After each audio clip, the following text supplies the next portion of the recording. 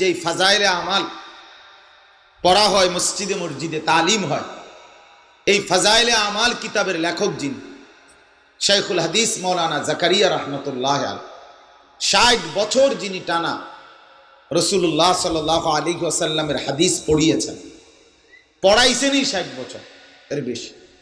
এত বড় জগৎ বিখ্যাত মনীষী বুজুর্গ, সারা পৃথিবীব্যাপী তিনি বয়ান করতেন।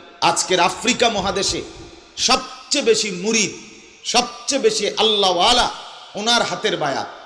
শাইখুল হাদিস হযরত মাওলানা জাকারিয়া রহমতুল্লাহ আলাইহি, অগণিত খানকা আছে আফ্রিকা মহাদেশে।